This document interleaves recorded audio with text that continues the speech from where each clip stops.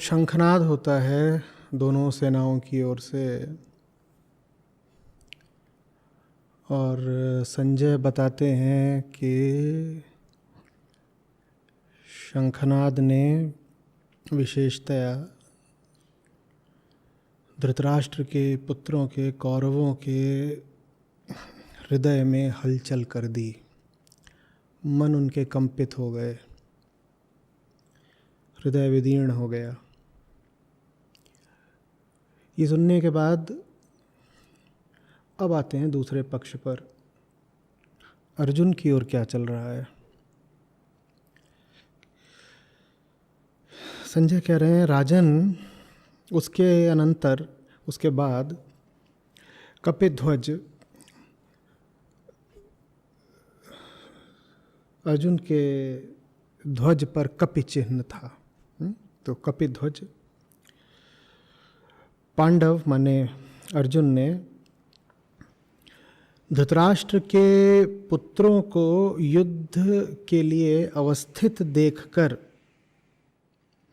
और अस्त्र संचालन करने के लिए उद्यत होकर धनुष उठाकर ऋषिकेश कृष्ण से कहा। क्या कहा अर्जुन ने? हे अच्युत, उभय सेनाओं के, उभय माने दोनों, उभय सेनाओं के मध्य में मेरा रथ स्थापित करो। हम जैसे जैसे आगे बढ़ेंगे हमें श्री कृष्ण के कई नाम सुनने को मिलेंगे। तो केशव, ऋषिकेश, और अभी यहाँ पर कहा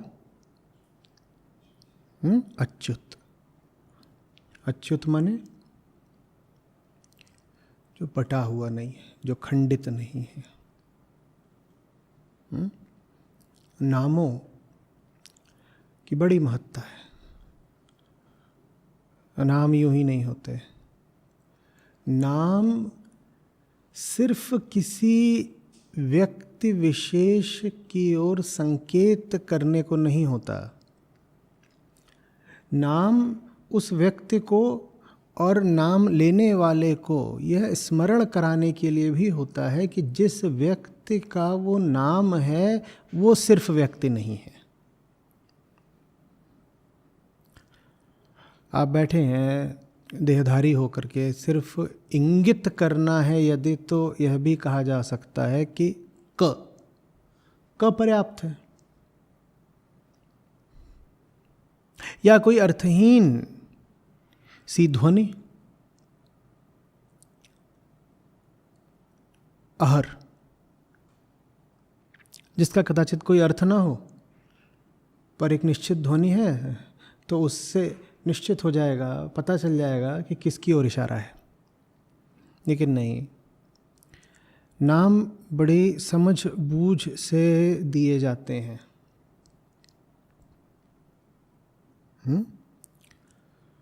बाकी नामों की तो बात बाद में है। जो सबसे प्रचलित नाम है कृष्ण, वह भी कितना सुंदर और सांकेतिक है।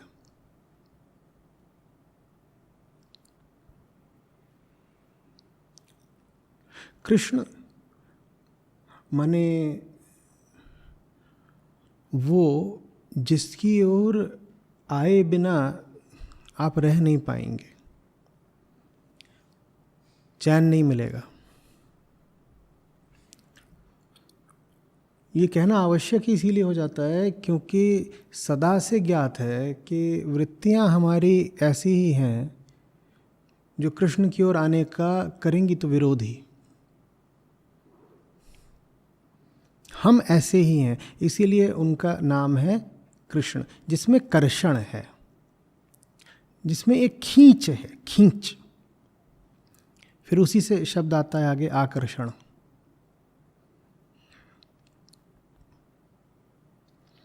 वो खींचते हैं। खींचने की ज़रूरत क्या पड़े? यदि कोई विरोधी बल ना हो,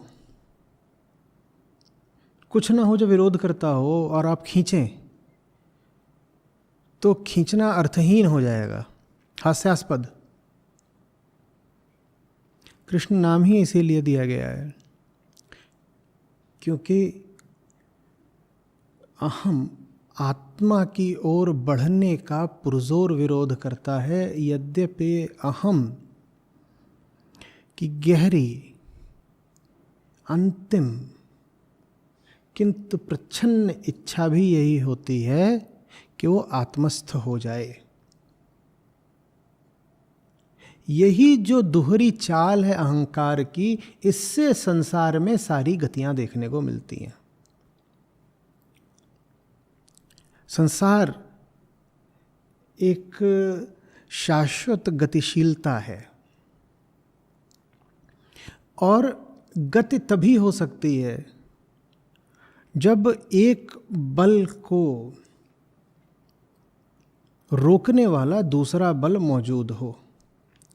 इन दो बलों के आपसी संयोग और संघर्ष से गति उत्पन्न होती है।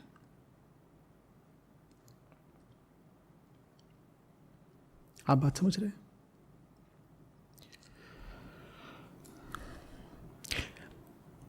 आप एक रॉकेट को आकाश की ओर भेजना चाहते हैं, जानते हैं उसके लिए क्या आवश्यक है? उसके लिए रॉकेट में वजन होना आवश्यक है। आप कहेंगे ये कैसी बात है? जी हाँ, और वजन का अर्थ ही होता है कि रॉकेट को ऊपर उठाने वाला बल जिस दिशा में काम करेगा, वजन के कारण गुरुत्वाकर्षण उसकी विरोधी दिशा में काम करेगा। यदि शून्य भार का हो रॉकेट तो आप कैसे उसे उठा लेंगे? बताइए मुझे। कोई वस्तु है जिसका कोई भार ही नहीं, उसके साथ कुछ भी किया जा सकता है क्या?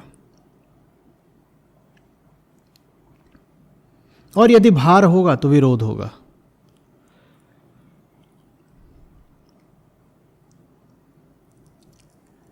सारा संसार इसी तरह दो परस्पर विरोधी ताकतों के आपसी नृत्य से परिणीत होता है।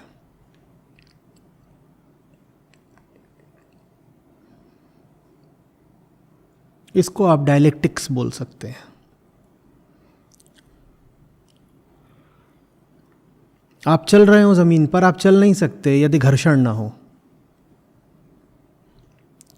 आप आगे बढ़ पाएं इसके लिए आवश्यक है कि आपको पीछे धकेलने वाली एक ताकत मौजूद हो, और यदि पीछे धकेलने वाली ताकत शून्य हो जाए तो आप आगे नहीं बढ़ पाएंगे, आप वहीं पर गिर जाएंगे।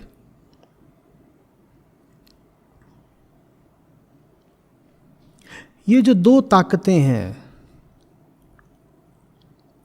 ये मूलतः आत्मा और अहंकार की ही प्रतिनिधि हैं, क्योंकि मूल विरोध वहीं पर है और उसी मूल विरोध से संसार उत्पन्न हुआ है। अहंकार आत्मा का मूल रूप से विरोध न करता हो तो संसार ही नहीं आएगा, और संसार का ही अर्थ होता है गति, तो फिर कोई गति भी नहीं आएगी यदि अहम आत्मा का विरोध न करता हो। और यदि अहम आत्मा का ऐसा विरोध कर पाए कि जीत ही ले आत्मा को, आच्छन्न ही कर ले आत्मा को, निगल ही जाए आत्मा को, तो भी फिर संसार अस्तित्व में नहीं बचेगा। इन दोनों का बने रहना जरूरी है संसार की हस्ती के लिए। इसी को कई बार आप अच्छाई और बुराई के परस्पर संघर्ष के रूप में भी देखते हो।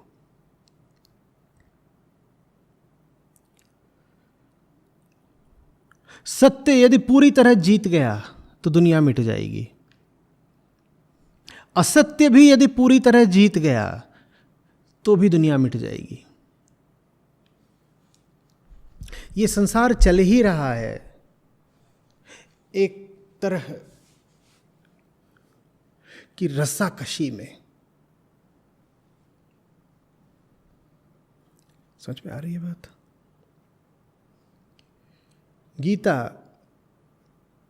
कहाँ से आती यदि सामने दुर्योधन की सेना न खड़ी होती?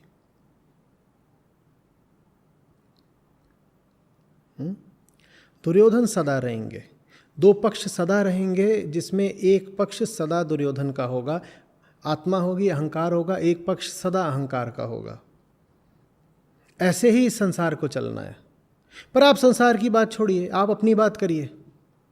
आपको तो आपके संसार और आपके जीवन से प्रयोजन है ना। तो इस द्वंद्व में आपको चुनना है कि आप उधर खड़े हैं, इधर। कृष्ण माने आकर्षण, कृष्ण तो खींच रहे हैं, बुला रहे हैं, आपको खींचना है या नहीं खींचना है? कृष्ण खड़े हैं, अर्जुन खींचाए। जिन्हें नहीं खींचना था वो विरोध में ही रहे। जिन्हें नहीं खींचना था उन्होंने तो कृष्ण को ही मारने का षड्यंत्र किया।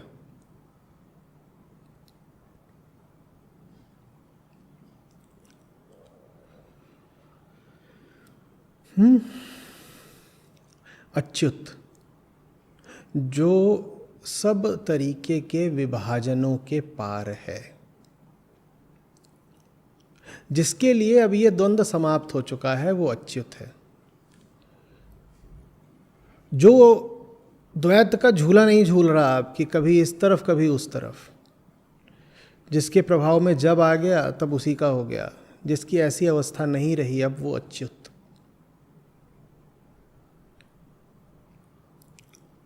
जिसका निर्णय हो चुका है वो अच्युत। जिसके लिए अब कोई संशय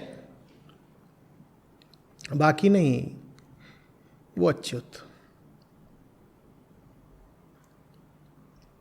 जिसको अब और विचार नहीं करना है कि मैं कौन और जीवन कैसे जीना है, वो अच्युत। जो टिक गया, जो थम गया, जिसकी संशय की यात्रा पूर्ण हो गई, वो अच्युत।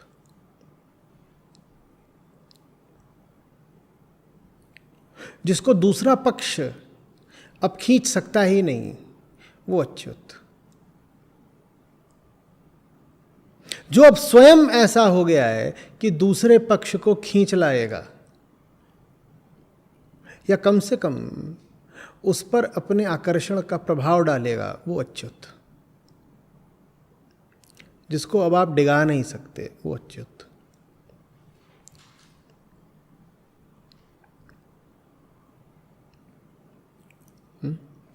तो अर्जुन कह रहे हैं, हे अच्युत, दोनों सेनाओं के मध्य मेरा रथ स्थापित करो। अर्जुन का ये अनुरोध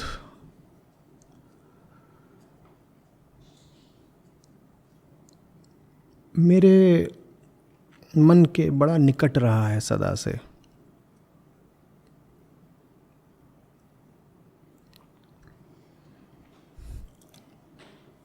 दो बातें हैं यहाँ पर अर्जुन के विषय में, दोनों ही पूरे तरीके से अभी वयस्क नहीं, पल्लवित नहीं, परिपक्व नहीं, लेकिन दोनों के बीज बिल्कुल आरंभ में ही अर्जुन में दिखाई दे जा रहे हैं। पहला, अर्जुन को अवलोकन करना है, माने अर्जुन को ज्ञान चाहिए। दूसरा, अर्जुन जिनको देख रहा है उनको कम से कम धन धान्य सत्ता राज्य इनसे ऊपर का स्थान दे रहा है।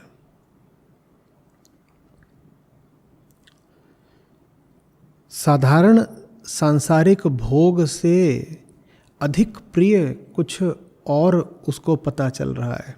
प्रेम, विशुद्ध प्रेम नहीं है, मोह ज़्यादा है, पर बीज है प्रेम का। वो बीज नहीं होता तो गीता भी अर्जुन को समझ नहीं आती।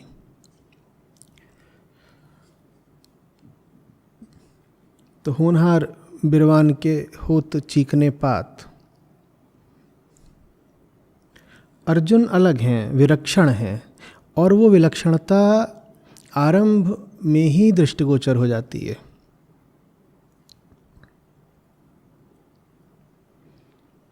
एक तरफ दुर्योधन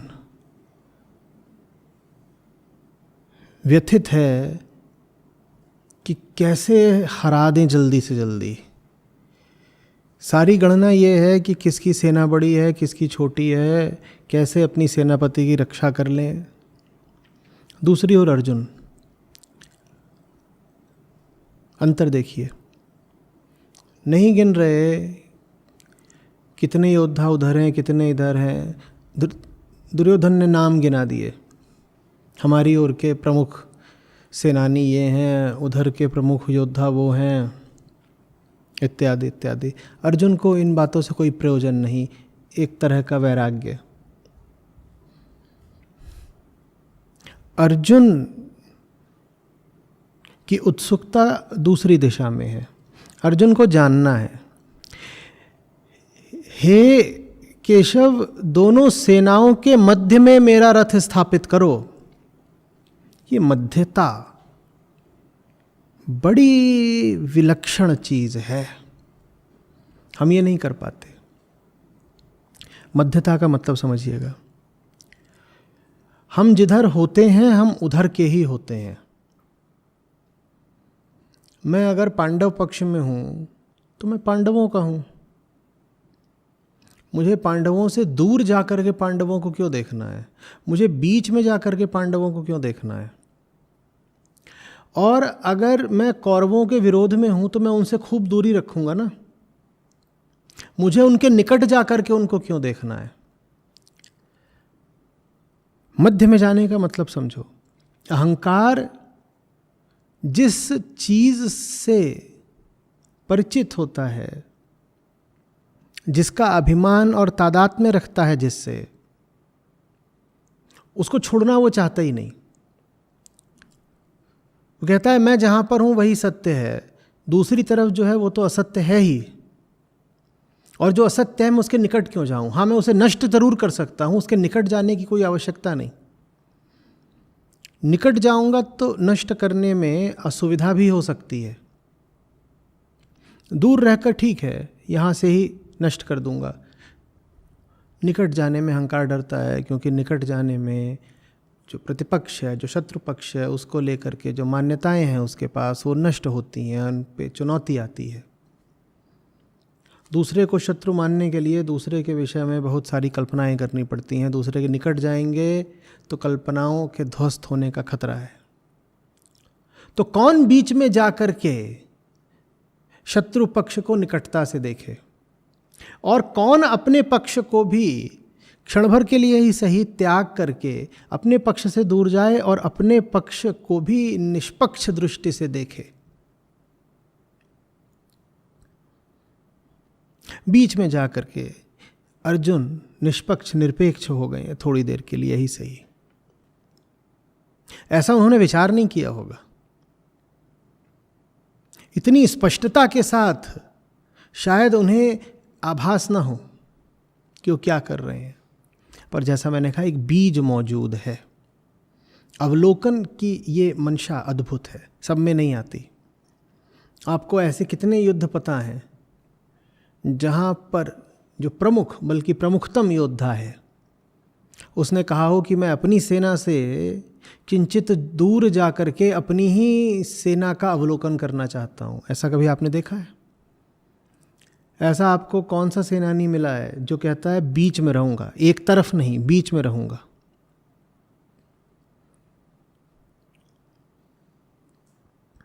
ये बहुत आवश्यक है और अहंकार के लिए बहुत मुश्किल।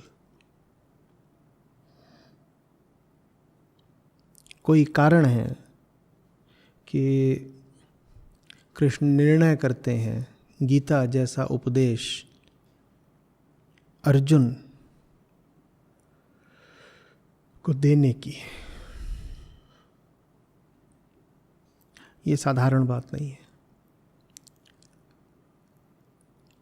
गीता शास्त्र के अंत में कृष्ण स्वयं ही अर्जुन को कहते हैं कि जो भी लोग मुझ में श्रद्धा न रखते हो अर्जुन, भूल कर भी उनसे गीता न कहना। जो बात वो अर्जुन को सिखा रहे हैं वो बात निश्चित ही अपने ऊपर भी लागू करेंगे। अर्जुन को कहीं ना कहीं उन्होंने सुपात्र पाया है।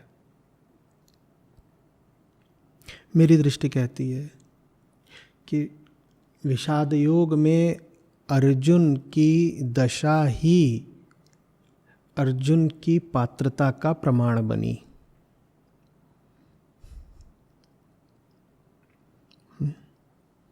यूं ही नहीं गीता बरस गई अर्जुन के ऊपर। कृष्ण बड़े पारखी हैं, साफ साफ देख रहे हैं। अर्जुन को बहुत लंबे समय से जानते हैं और इस क्षण भी वो छोटी छोटी बात पकड़ रहे हैं। कौरव पक्ष में क्या हलचल है ये भी देख रहे हैं और अर्जुन की क्या प्रतिक्रिया है ये भी।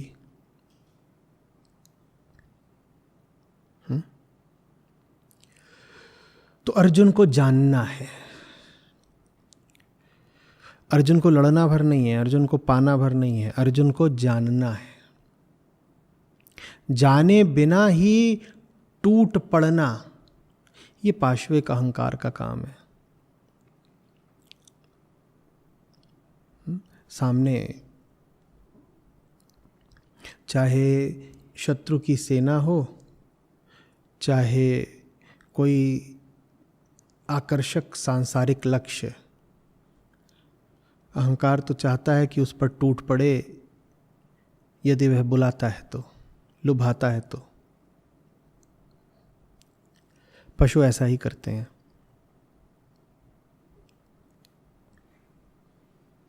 मनुष्य आप तब होते हैं जब आप टूट पड़ने से पहले जानने का प्रयास करो। वो टूट पड़ना शत्रुता में भी हो सकता है, लोभ में भी हो सकता है, साधारण सांसारिक प्रेम में भी हो सकता है।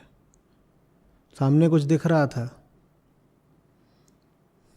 बड़ा मीठा, बड़ा लुभावना, हम टूट पड़े उस पर।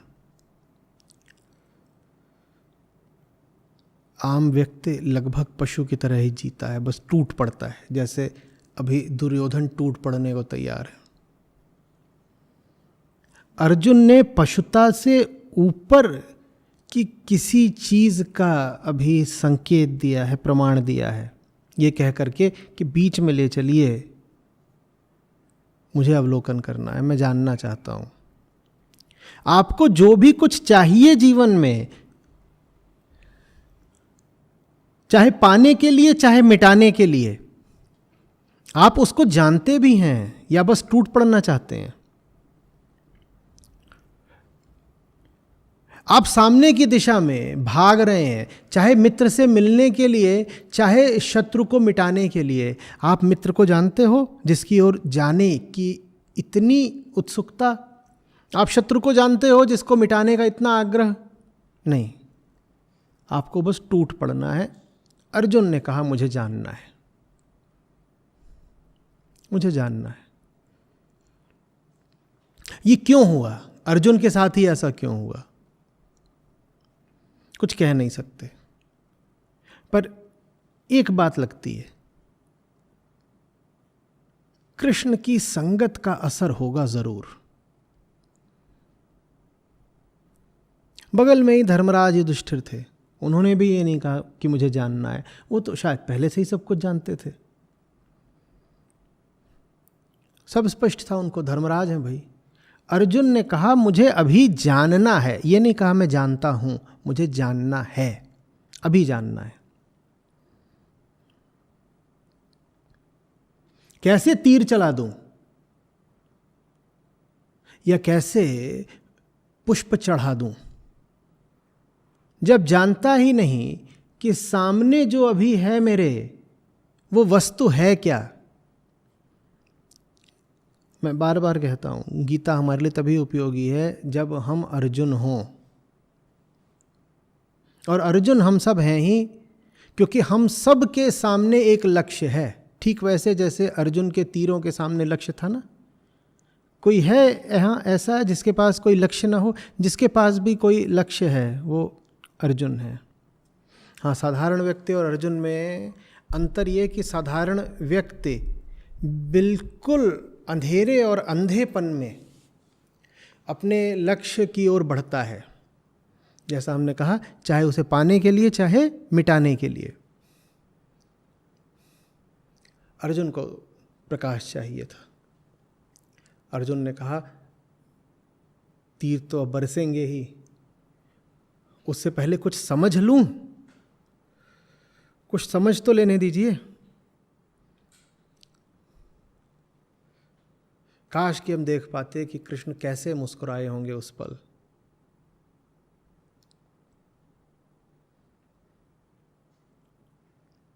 कृष्ण की भी आस रही होगी कि कोई मिले सुयोग्य,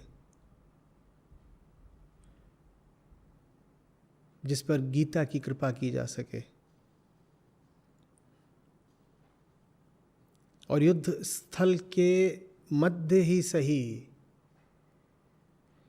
उन्हें मिल गया, उन्हें वो शिष्य, वो श्रोता, वो कृपा पात्र मिल गया जिस तक गीता पहुंच सकती है।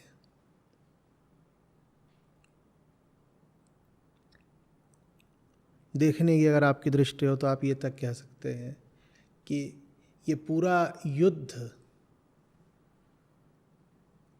तो एक तैयारी मात्र है, एक रंगमंच मात्र है, एक पृष्ठभूमि मात्र है। बस गीता को घटना था, गीता को उतरना था, इसलिए इतनी तैयारी करनी पड़ी, इतनी तैयारी करनी पड़ी। हाँ, इतनी तैयारी नहीं होती तो अर्जुन की तैयारी नहीं होती। ऐसे सेनाएं न खड़ी होती आमने सामने तो अर्जुन का मन वैसे कैसे स्पंदित होता जैसे अभी हुआ, और ऐसा स्पंदन न होता, अर्जुन में इतना क्रंदन न होता तो गीता बेअसर चली जाती, उतरती भी तो निष्प्रभावी हो जाती।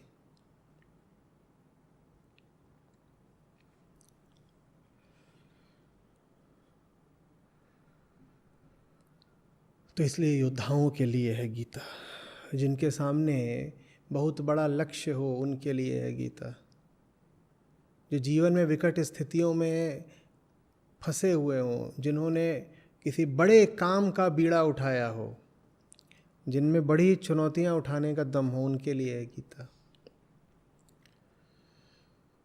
सोचिए तो, कृष्ण अर्जुन सदा साथ हैं। गीता का उपदेश पहले क्यों नहीं दे दिया? पहली बार नहीं मिल रहे। अरे युद्ध से ही अगर संबंधित था गीता का उपदेश, तो भी युद्ध से 2 घंटे पहले तो दिया जा सकता था, युद्ध से 1 रात पहले दिया जा सकता था, ऐन मौके पर। बीच रणभूमि पर। ये बात क्या है? बात यही है, गीता आपके लिए सार्थक सिर्फ उस पल होगी जब आप धर्म युद्ध में मृत्यु का वर्ण करने को भी तैयार खड़े होंगे। नहीं तो गीता आपकी किसी काम नहीं आएगी। और यही वजह है कि इतिहास में मुट्ठी भर ही लोग हुए हैं गीता जिनके काम आई है। गीता सिर्फ अर्जुन के ही काम आ सकती है। गीता सिर्फ उसके काम आ सकती है जो कौरवों की बड़ी भारी सेना का मुकाबला करने के लिए तैयार खड़ा हो, और डगमग भी हो रहा हो तो इसलिए नहीं कि सामने की सेना बड़ी है और मृत्यु का भय है हमें, वो विचलित कंपित भी हो रहा है तो इसलिए कि मारूंगा कैसे। इस विचलन में भी शूरता है। देखिए, अर्जुन का डर समझिएगा। अर्जुन को डर ये नहीं है कि द्रोण और भीष्म और कर्ण मिलकर मुझे मार डालेंगे।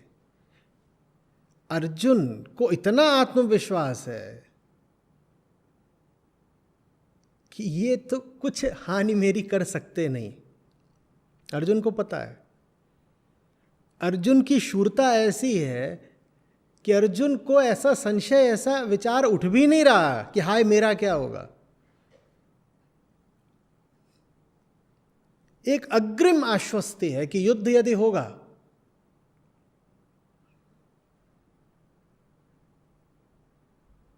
तो पताका तो मेरी ही फहरनी है। और चूंकि आश्वस्ति है, फिर इसलिए कंपन है। क्या कंपन है?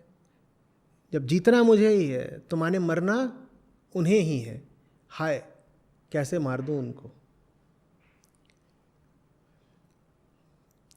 दो व्यक्ति आमने सामने लड़ने को खड़े हों और उनमें से एक व्यक्ति यही सोच करके व्यथित हुआ जाता हो कि मैं इसकी हत्या कैसे कर दूं, तो इससे आपको क्या पता चलता है? उस व्यक्ति को पूरी आश्वस्ति है कि यदि युद्ध हुआ तो मरेगा तो ये सामने वाला ही, तभी तो उसको इतनी व्यथा है।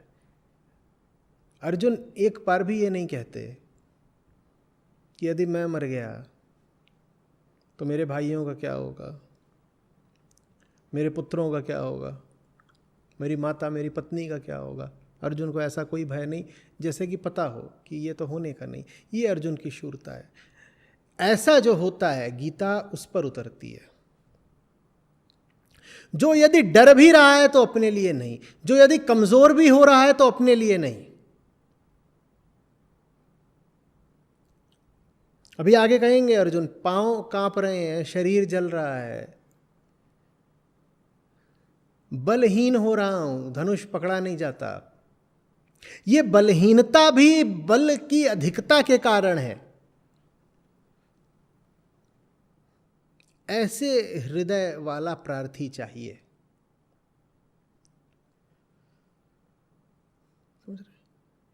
हाथ इसलिए नहीं कांप रहा है कि अरे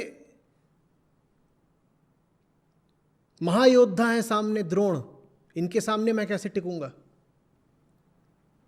धनुष इसलिए कांप रहा है क्योंकि पता है कि द्रोण से आमना सामना होगा तो मृत्यु तो द्रोण की ही होगी। कैसे मार दूं द्रोण को।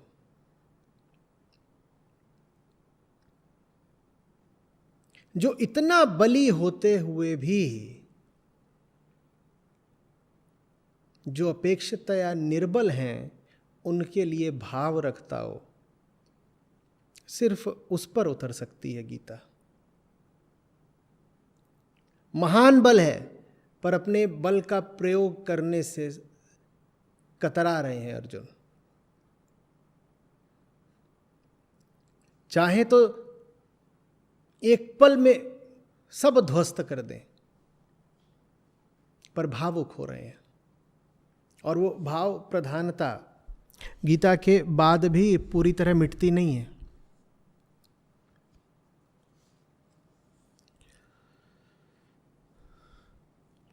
भीष्म जब सामने पड़ते हैं तो पुराने संबंध और स्मृतियां फिर जागृत हो जाते हैं। भीष्म से डटकर पैना तीखा घोर युद्ध कर ही नहीं पाते अर्जुन। तीर यूं चलाते हैं जैसे फूल बरसा रहे हो।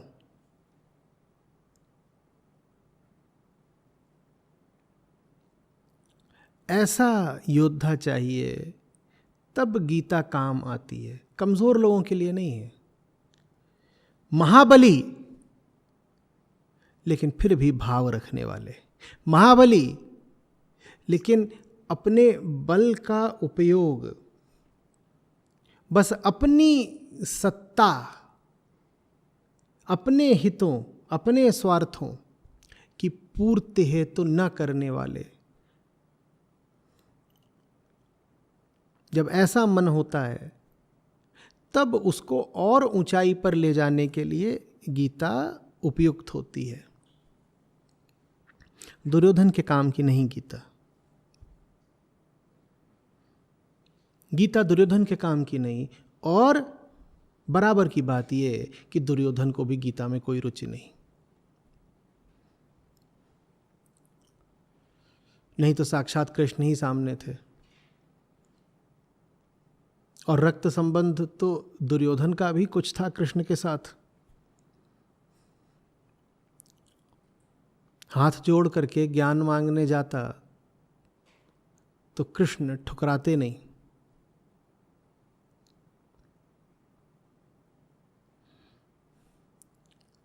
समझ में आ रही है बात?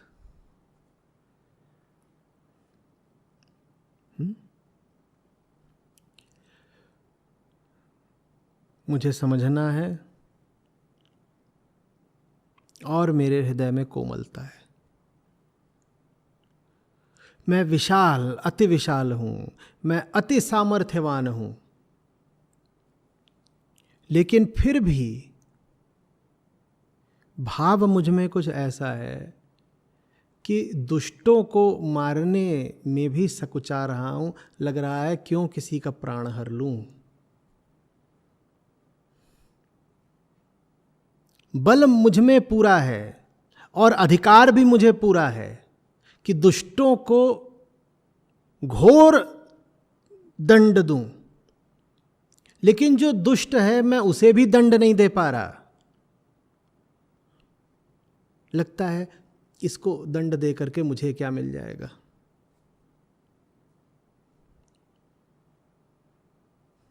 जिसकी ऐसी स्थिति हो उसके लिए है गीता। जो स्वयं को दुर्बल बनाए घूमता हो, अभी गीता उसके लिए नहीं है।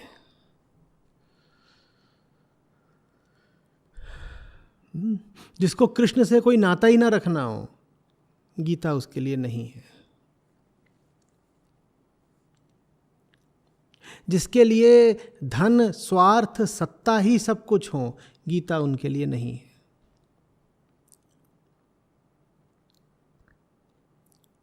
आरंभ में ही अर्जुन ठुकराते हैं सिंहासन को।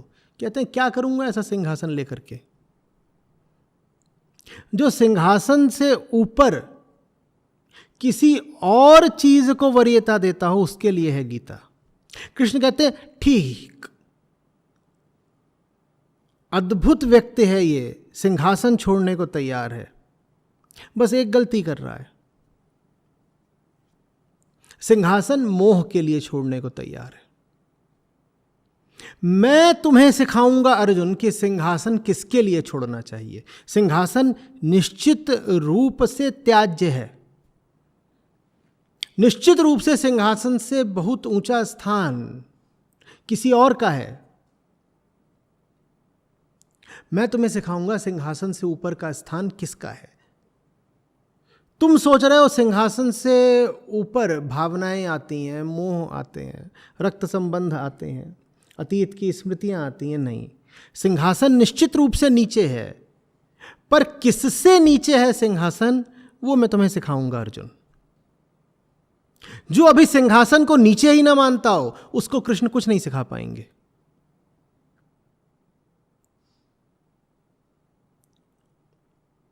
और उस समय का सबसे बड़ा और सबसे समृद्ध राज्य था हस्तिनापुर। हस्तिनापुर के सिंहासन को त्यागने के लिए जो तैयार बैठा हो, वो फिर वेदांत के उच्चतम ज्ञान का अधिकारी हो जाता है। और याद रखिए, वो त्याग रहा है भय के कारण नहीं, भाव के कारण। भय के कारण तो न जाने कितने लोग कितनी चीज़ों को छोड़कर भाग जाते हैं, ऐसों की कोई गिनती नहीं।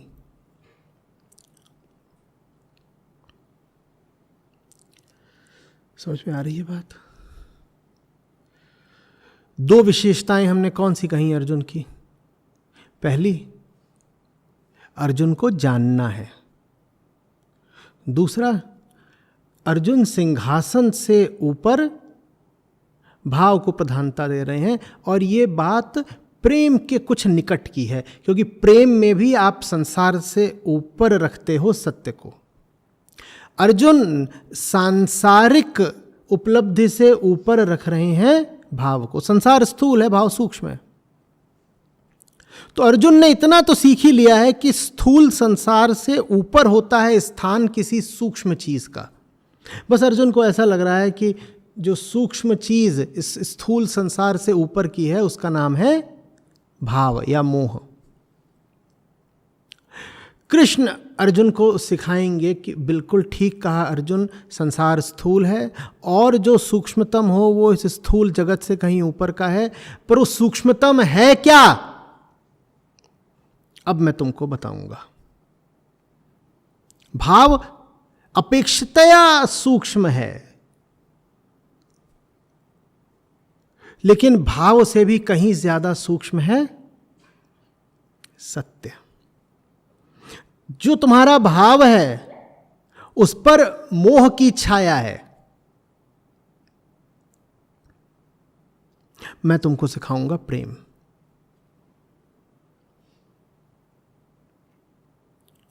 और प्रेम का विषय मात्र सत्य ही हो सकता है।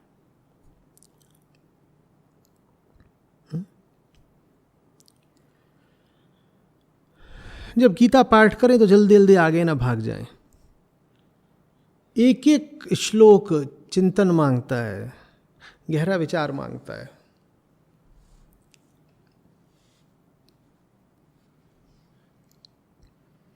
समझ में आ रही है बात?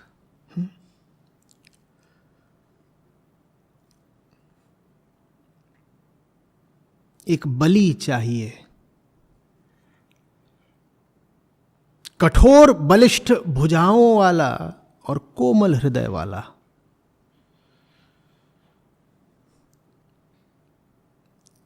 बलिष्ठ भुजाएं और कोमल हृदय, ऐसे के लिए है गीता। युद्ध में जिसे तुम जीत ना सको, पर जो प्रेम में हारा हुआ है, ऐसे के लिए है गीता।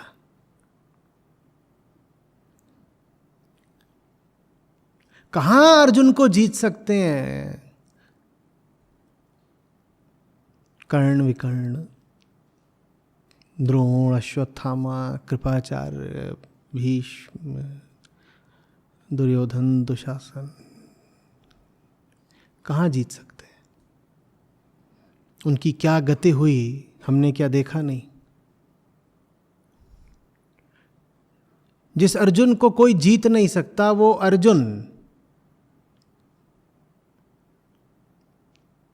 अपने आंसुओं से विह्वल है, अपनी भावनाओं से विवश है,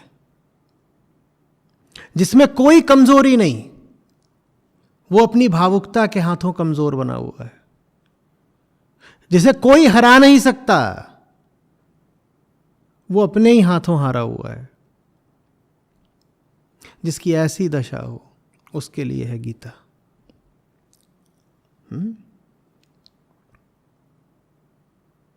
प्रेम होना चाहिए। एक मन जो प्रकाश की ओर बढ़ता है उसे ज्ञान चाहिए।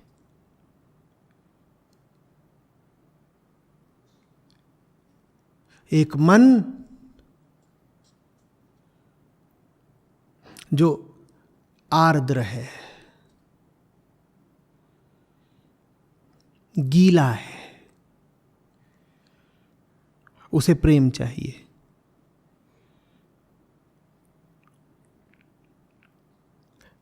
दुर्लभ है ऐसा संगम।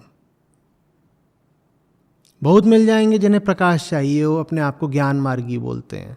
बहुत मिल जाएंगे जिन्हें प्रेम चाहिए, वो अपने आप को प्रेम मार्गी, भक्ति मार्गी इत्यादि बोलते हैं। ऐसा मिलना दुर्लभ है जिसे प्रकाश और प्रेम दोनों चाहिए, जो दोनों के लिए तैयार है। इसीलिए गीता का वर्गीकरण करना बड़ा मुश्किल है। आप नहीं कह पाएंगे कि गीता ज्ञान मार्ग का ही ग्रंथ है या भक्ति मार्ग का ग्रंथ है। गीता सब कुछ। गीता को कोई एक नाम देना अपने ही अहंकार की अभिव्यक्ति होगी, अपने ही अज्ञान का सूचक होगा।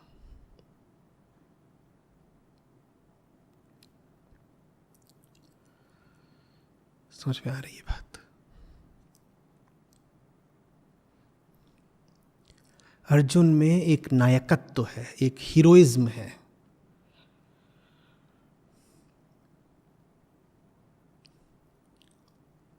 बौनों के लिए, वामनों के लिए गीता नहीं है।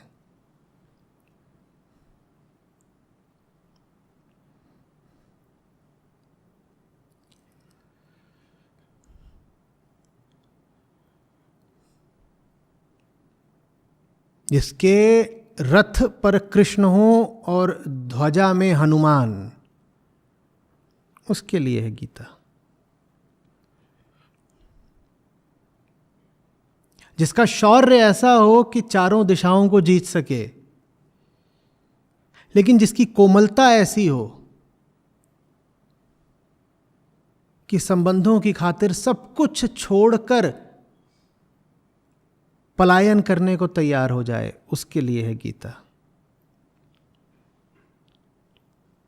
कठोरता और कोमलता का ऐसा अद्भुत संगम जहां हो, वहां है गीता। वो अद्भुत संगम होता है, वो बहुत पाया जाता है, पर उल्टे तरीके से पाया जाता है। दुनिया में आपको लोग मिलेंगे जो मन से अति कठोर होंगे और बाहर से अति कोमल। कोमल माने दुर्बल। बाहर उनकी हालत ऐसी होगी कि धक्का मार दो तो अभी गिर जाएं, या स्थितियों का आघात लग जाए तो भी गिर जाएं। कोई उनमें शूरता नहीं, कोई साहस नहीं, और साथ ही साथ उनका दिल पत्थर का, पाषाण हृदय, भीतर कठोर, बाहर दुर्बल। दुनिया उल्टी है। बाहर बल नहीं, भीतर प्रेम नहीं। दुनिया उल्टी है। अर्जुन विरल है। बाहर अति बलिष्ठ, भीतर सुकोमल। कौन हाथ आया राज्य जाने देता है? कौन प्रतिपक्षी की ही मृत्यु पर फूट फूट कर रोता है?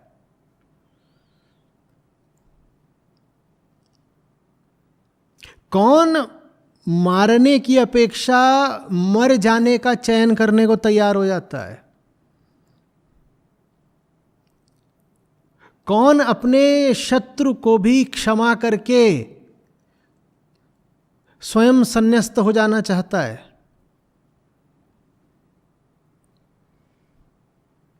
दुर्योधन को तो सिंहासन लगभग सौंप ही दिया था अर्जुन ने। कहा कोई बात नहीं, तुम रख लो।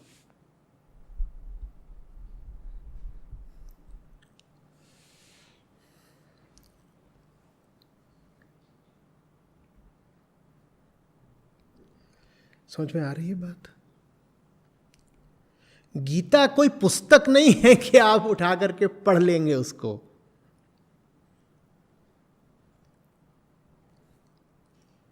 गीता एक उपलब्धि है जो बड़े श्रम के बाद मिलती है, सबको मिल ही नहीं सकती। वो पुस्तक को तो कोई भी उठा सकता है, उपलब्धियां क्या सबको होती हैं।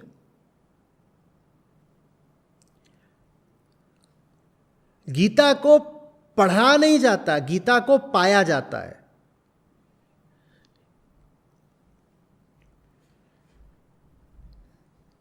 गीता के लायक बना जाता है।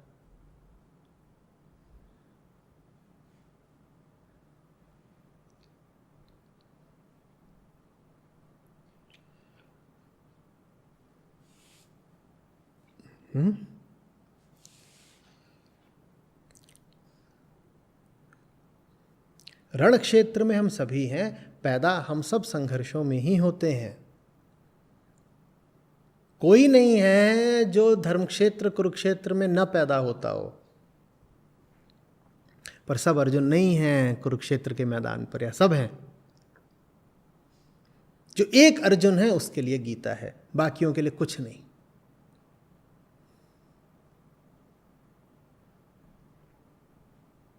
लाखों नहीं तो हजारों वहां पर योद्धा खड़े हुए हैं, गीता सिर्फ एक के लिए है। ठीक जैसे जगत में इतने लोग हैं, गीता कुछ चुनिंदा लोगों के लिए ही है। गीता के लायक बनना पड़ता है, तब गीता आपकी होती है। कृष्ण की समीपता टेढ़ी खीर है, बड़ा मूल्य मांगती है। यहां पर तो कृष्ण सारथी हैं, फिर गुरु होकर के अर्जुन को ज्ञान दे रहे हैं, पर यकायक थोड़े ही उतर आए हैं कृष्ण अर्जुन के जीवन में। अर्जुन ने बरसों तक, दशकों तक कृष्ण को अपने जीवन में बड़ी श्रेष्ठता दी है। जैसा कहा है कृष्ण ने, अर्जुन ने चुपचाप करा है।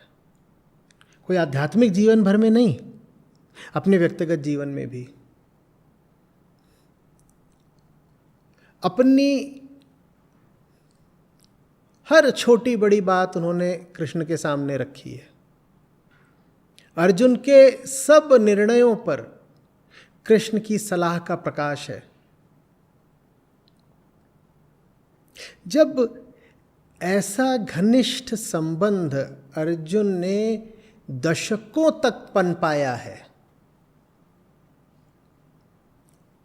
उस पौधे को दशकों तक खाद पानी दिया है, तब जाकर के आज उस वृक्ष पर गीता का फल लगा है।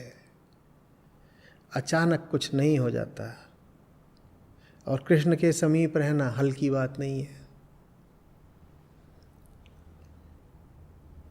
कृष्ण का तो काम है अर्जुन को बस अर्जुन न रहने देना, कुछ और बना देना। कृष्ण के समीप रहने का अर्थ होता है टूटते चलना। और समीपता का मतलब वैसी समीपता नहीं होता जैसी समीपता भीम की है या युधिष्ठिर की है। एक सीमा तक तो दुर्योधन भी समीप है, वैसी समीपता नहीं है। उतनी निकटता चाहिए होती है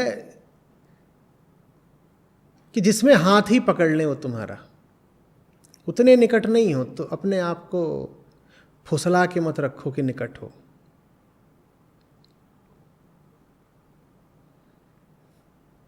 मैंने बहुत साल पहले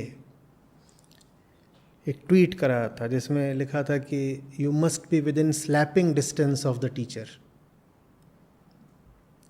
अगर जानना चाहते हो कि तुम निकट हो या नहीं हो,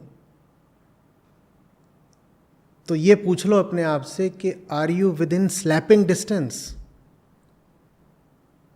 और स्लैपिंग डिस्टेंस से ज़रा सा भी अगर तुम अधिक दूर हो तो पास नहीं हो। फिर तुम आप कहेंगे कैसी हिंसक बात है।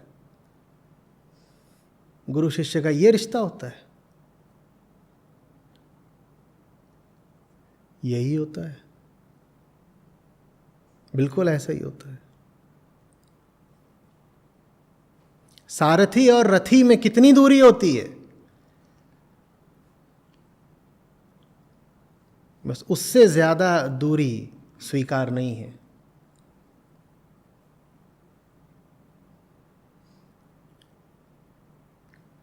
कृष्ण वक्ता हैं, अर्जुन श्रोता हैं। वक्ता और श्रोता में कितनी दूरी हो सकती है? उससे अधिक दूरी स्वीकार नहीं है। उससे ज़रा सी भी अधिक हो गई दूरी तो समझ लो कि अनंत हो गई दूरी।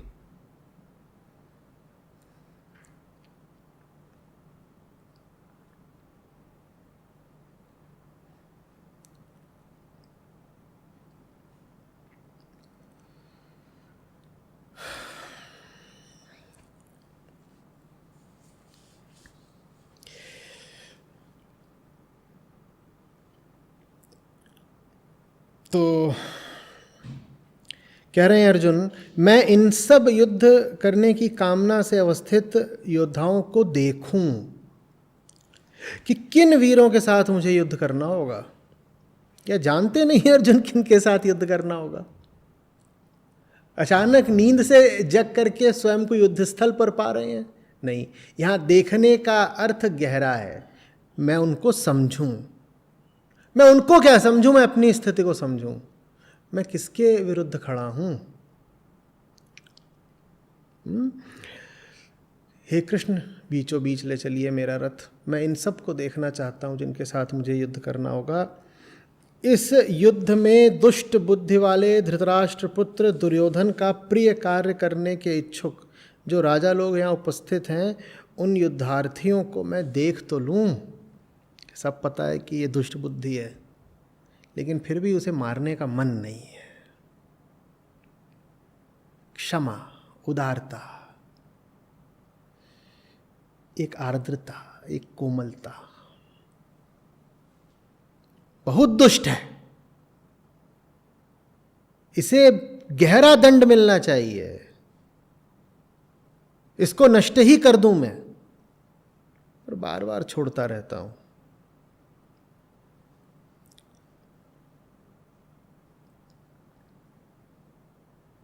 ये पहली बार नहीं हो रहा है कि दुर्योधन को छोड़ देने की बात। पहले भी कम से कम 2 अवसरों पर अर्जुन ने कौरवों को क्षमादान दिया।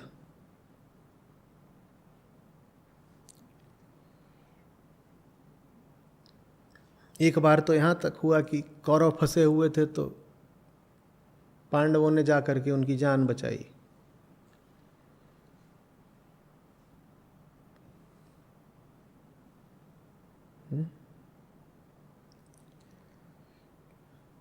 ऐसा आप तभी कर सकते हो जब आपके लिए बदले, प्रतिशोध से ऊपर कुछ हो। और बस इसी बात का कृष्ण को आसरा है। वो कह रहे हैं आम आदमी के लिए ये सब चीज़ें बहुत बड़ी होती हैं, जैसे पशुओं के लिए ये सब बहुत बड़ी बातें होती हैं।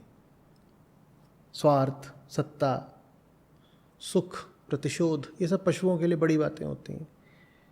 कोई ऐसा मिला है जिसके लिए प्रतिशोध से बड़ा कुछ है। ये व्यक्ति थोड़ी संभावना दिखा रहा है, इसके साथ कुछ आशा बंध रही है कि फिर जो सबसे बड़ा है ये उस तक भी पहुंच सकता है। कम से कम ये ज़मीन से थोड़ा तो उठा।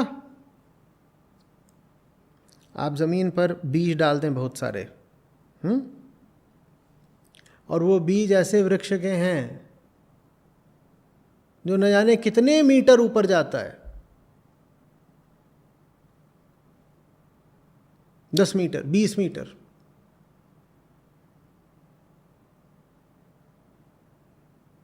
बहुत ऊंचा हो जाता है। और उनमें से किसी बीज से बस कुछ सेंटीमीटर का एक अंकुर आपको फूटता दिखाई दे, 1 सेंटीमीटर का, तो यही क्या बहुत बड़ी आशा की बात नहीं है? अगर 1 सेंटीमीटर भी वो ज़मीन से ऊपर उठाया तो 10 मीटर भी ऊपर जा सकता है।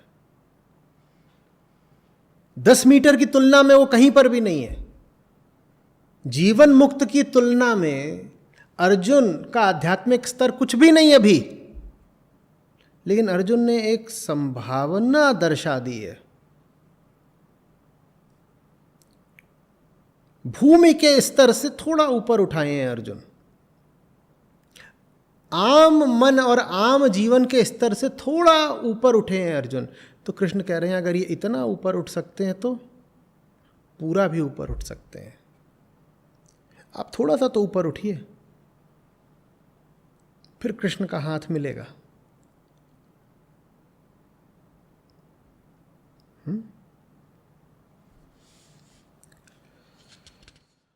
संजय बोले, हे धृतराष्ट्र,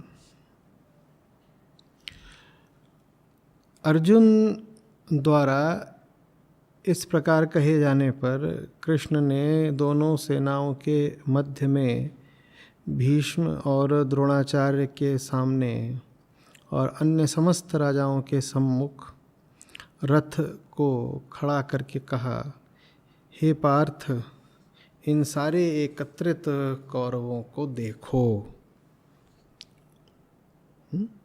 जो चाहते हो अर्जुन, मैंने कर दिया। कृष्ण मना कर सकते थे, कोई भी अन्य सारथी मना कर देता। सारथी का काम घोड़े हाँकना भर नहीं होता। सारथी का बड़ा महत्वपूर्ण पात्र होता है।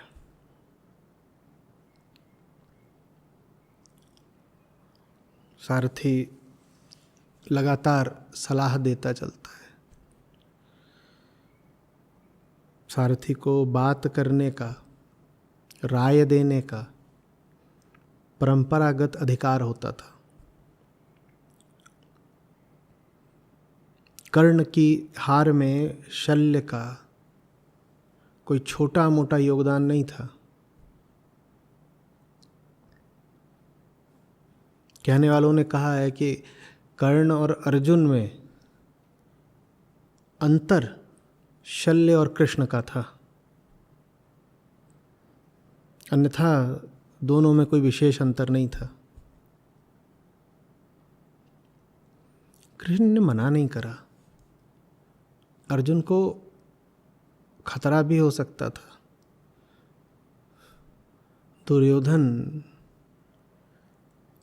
की छवि कोई धार्मिक व्यक्ति की तो है नहीं। कुख्यात है दुर्योधन धार्मिकता और नैतिकता को अपने स्वार्थ तले पद दलित कर देने के लिए।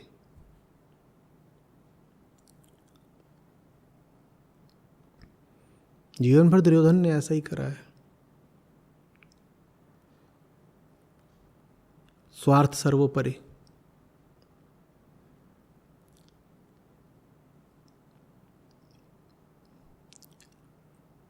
शंखनाद हो चुका है, तलवारें म्यान से बाहर आ चुकी हैं और तीर तरकश से अपनी सेनाओं की सुरक्षा त्याग करके अर्जुन कह रहे हैं बीच में ले चलो। कृष्ण मना नहीं भी करते तो भी राय प्रकट कर सकते थे कि खतरा है इसमें, सोच समझ के बीच में जाओ पार्थ। जैसा तुम कह रहे हो दुर्योधन दुष्ट बुद्धि है,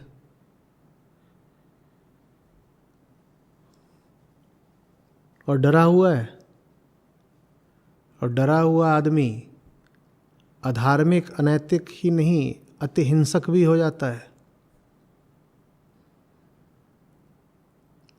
और भली भांति पता है दुर्योधन को कि पांडवों के खेमे में तुम्हारा क्या स्थान है। तुमको गिराते ही दुर्योधन को लगेगा कि आधा युद्ध जीत गया। ये जो तुम कर रहे हो इस पर पुनर्विचार करो। ऐसा कुछ नहीं कहते कृष्ण, क्योंकि अर्जुन के ऊपर आते खतरे से कहीं ज्यादा महत्वपूर्ण और सुंदर कुछ और आने को है। उस सौंदर्य और सत्य के लिए ये खतरा झेला जा सकता है। मृत्यु तो सभी को आनी है, और कृष्ण कहते हैं जो मर सकता है उसको मरा ही जानो, और जो अमर है उसको मारेगा कौन? तो जो मर सकता है उसको बचाने की खातिर कृष्ण उसे दांव पर नहीं लगाएंगे जो अमरता का वाहक है। श्रीमद् भगवद गीता कुछ बहुत सुंदर, बहुत अद्भुत होने जा रहा है, कृष्ण उसको बाधित नहीं करेंगे, कृष्ण तो सहयोग देंगे। अर्जुन कहते हैं बीचों बीच चलिए, कृष्ण कहते हैं ठीक, चलते हैं।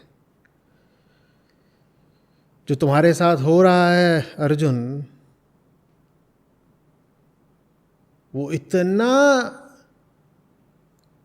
विराट है और इतना अमूल्य है कि उसके लिए प्राणों का भी मूल्य यदि चुकाना पड़े तो बात छोटी है। आओ चलो चलते हैं।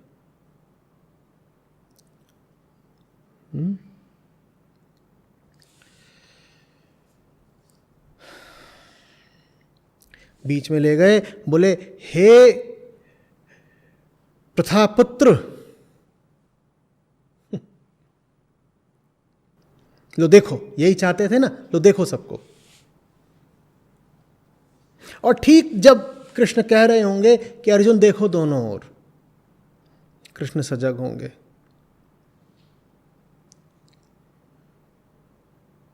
कहीं से प्रत्यंचा के कसने की सूक्ष्म ध्वनि तो सुनाई नहीं दे रही।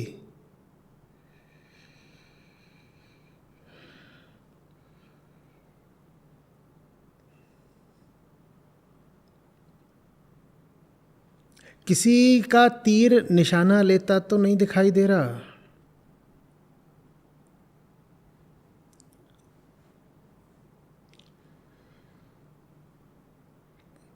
पार ब्रह्म हैं पर अभी तो मनुष्य हैं। अवतार लिया है तो उनके पास भी मनुष्योचित भावनाएं हैं।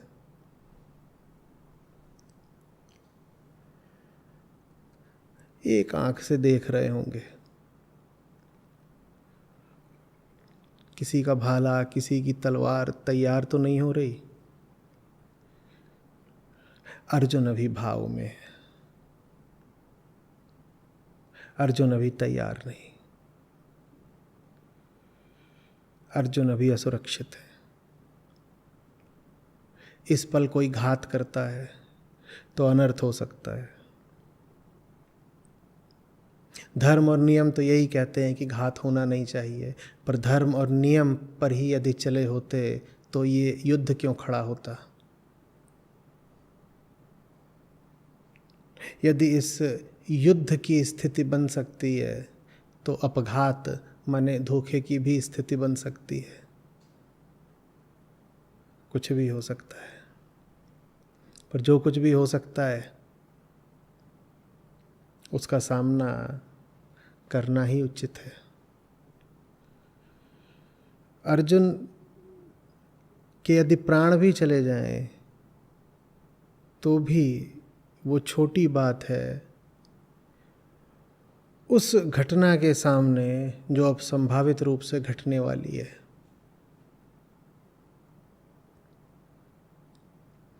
युगों में कोई होता है जिसके सामने एक जीवंत शास्त्र खड़ा होता है। शास्त्र एक बार उतर आया, उसके बाद तो वो पुस्तकबद्ध हो जाता है, फिर तो कोई भी उस पर हाथ रख सकता है। पर महत घटना तब खड़ी होती है जब शास्त्र का जन्म ही होता है, जब शास्त्र का मौलिक अवतरण होता है। और ऐसी घटना युगों कल्पों में एक बार घटती है कि जब शिष्य ऐसी स्थिति में पहुंच गया हो कि गुरु उसको बैठा करके आमने सामने मौलिक ज्ञान दे, वैसी घटना घटने आ रही है। कृष्ण उस घटना को बाधित नहीं होने देंगे।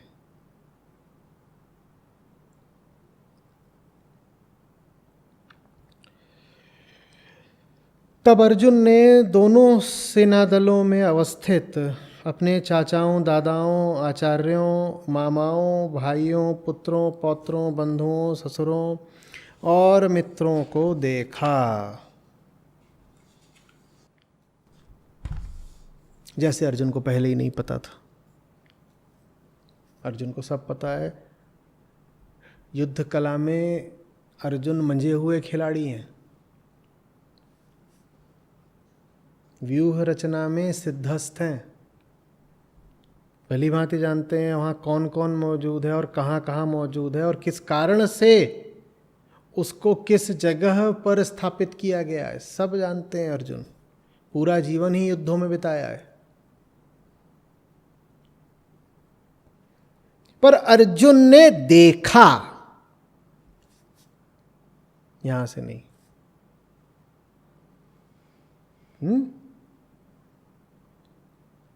दर्शन, जानना, समझना।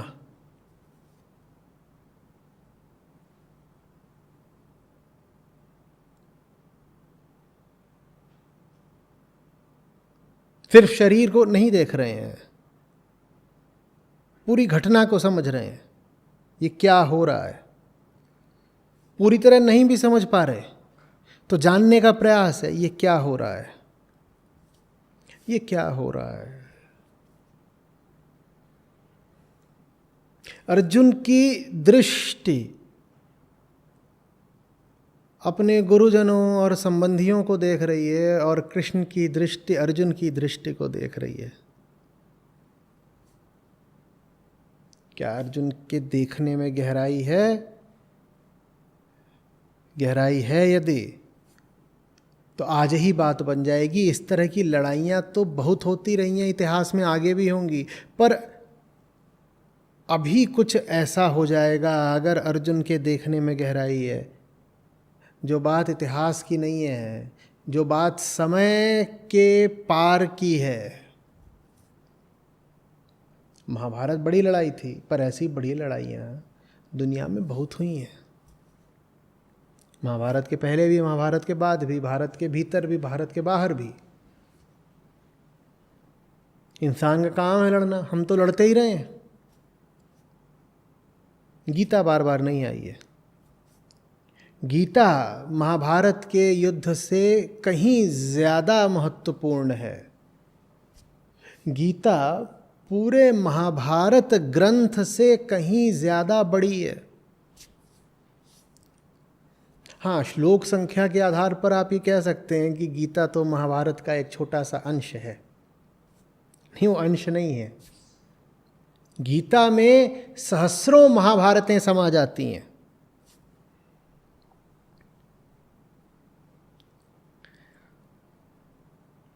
समझ में आ रही है बात? स्थूल दृष्टि श्लोकों की संख्या गिनती है, सूक्ष्म दृष्टि श्लोकों का महत्व देखती है।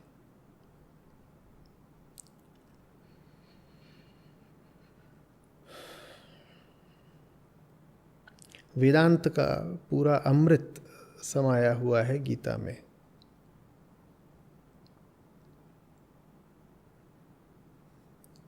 इतनी बड़ी है गीता।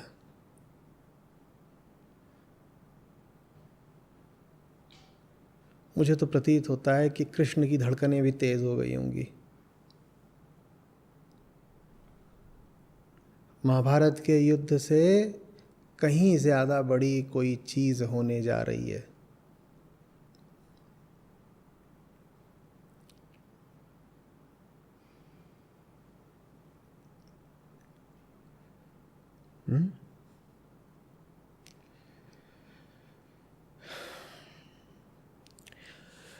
अर्जुन कहते हैं, हे कृष्ण, इन युद्धाभिलाषी अवस्थित स्वजनों को देखकर मेरे सारे अंग शिथिल हो रहे हैं, मुख सूख रहा है, शरीर में कंपन और रोमांच हो रहे हैं, हाथ से गांडीव धनुष गिर रहा है, अंग जल रहे हैं। यकायक नहीं हो गया, अचानक नहीं हो गया, अर्जुन ऐसे हैं ही। ये होना ही था, इसीलिए अर्जुन ने कहा था बीचों बीच ले चलो। अर्जुन को भी पता था ये होना है, कृष्ण को भी पता था ये होना है, दोनों ने होने दिया।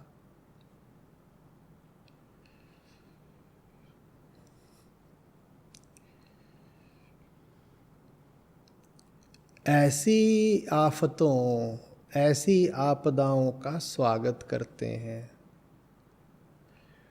पता है दिक्कत खड़ी होने जा रही है, होने दो।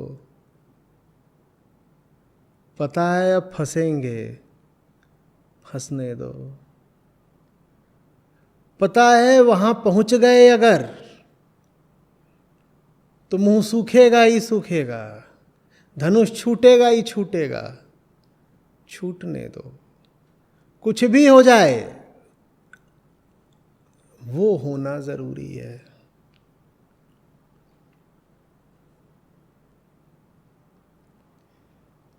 सब आपदाएं और विपत्तियां स्वीकार हैं।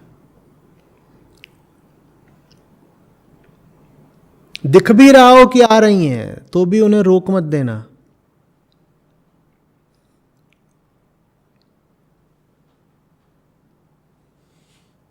गीता सुख और सुविधा पर सवार होकर नहीं आती।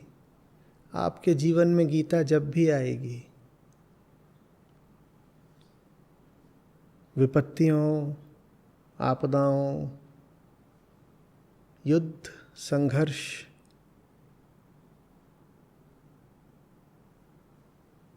रक्तधार के साथ आएगी।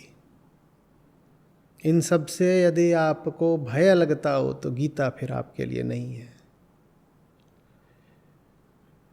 गीता न तो किसी निर्जन वन में किसी वट वृक्ष की शांत छाया में बोली गई है,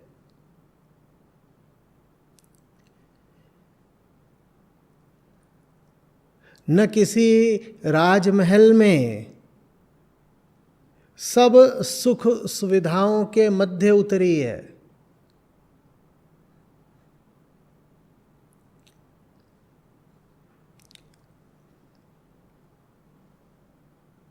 गीता तो मौत के खतरे,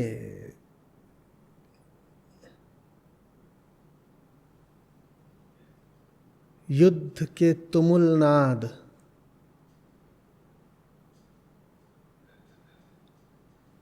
के बीचों बीच ही उतरती है। जो जीवन में निष्कंटक शांति के इच्छुक हों, गीता उनके लिए नहीं है। उनके लिए और पुस्तकें हैं।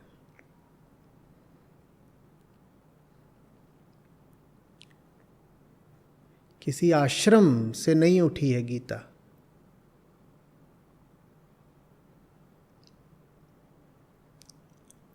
हिमालय के गंगा तट की शांति से नहीं उठी है गीता।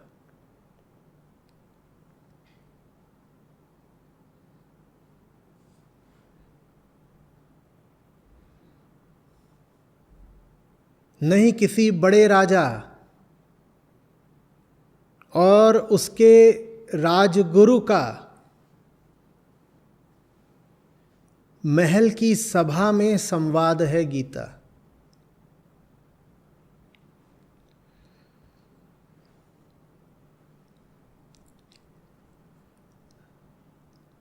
गीता उसके लिए है जिसे अगले ही पल अपने जीवन का भी पता ना हो। गीता उसके लिए है जिसे ये समझ ही ना आ रहा हो कि मर जाना ज़्यादा बुरा है या मार देना?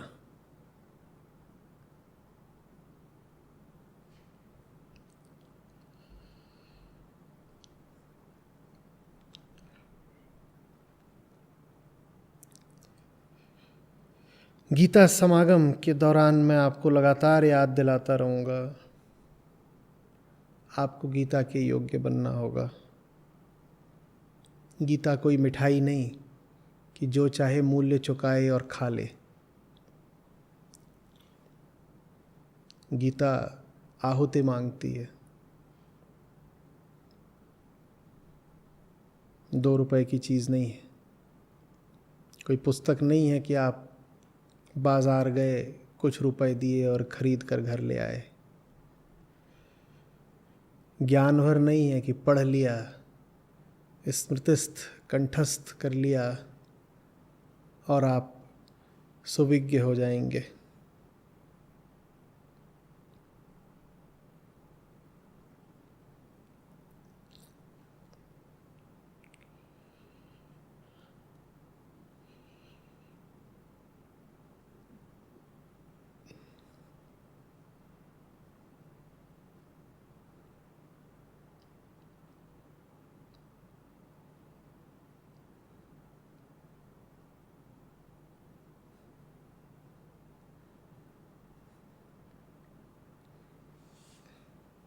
जीवन के आतप अंधड़ जिन्होंने नहीं झेले, वो क्या समझेंगे अभी क्या चल रहा है अर्जुन के साथ। न वनवास झेला, न अज्ञातवास झेला।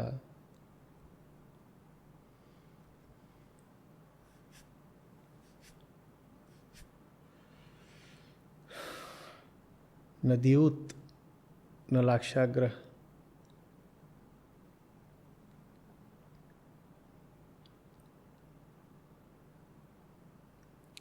युद्धों से सदा कतराते रहे।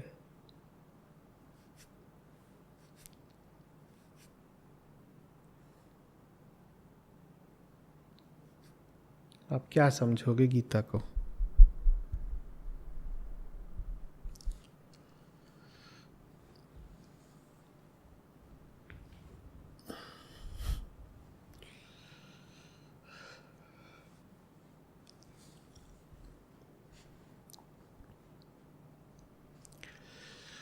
जो साधारण मानवीय कमजोरियों से ऊपर वरीयता देता हो किसी और चीज को, उसके लिए कुछ आशा है।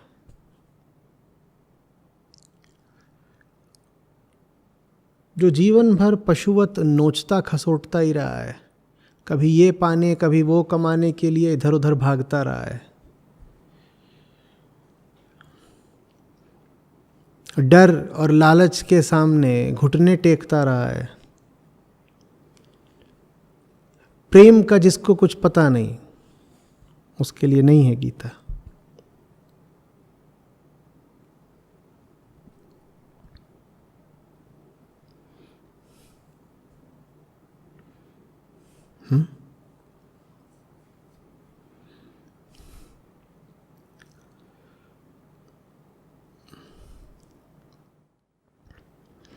केशव, मैं तो खड़े रहने में भी असमर्थ हो रहा हूँ। मेरा मन घूम सा रहा है और मैं न जाने कितने विपरीत लक्षण माने अपशकुन आदि देख रहा हूँ।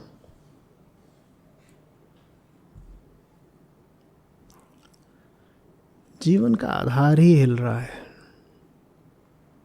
हमारे जीवन का आधार हिलता ही नहीं। हम बड़े ढीठ लोग हैं।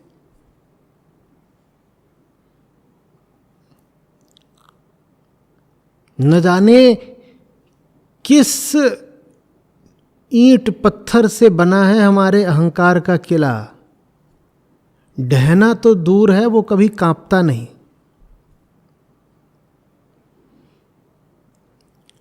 स्थितियां हो, संयोग हो, गुरु हो, ज्ञान हो, कोई कितना भी चोट कर ले हमारे अहंकार पर,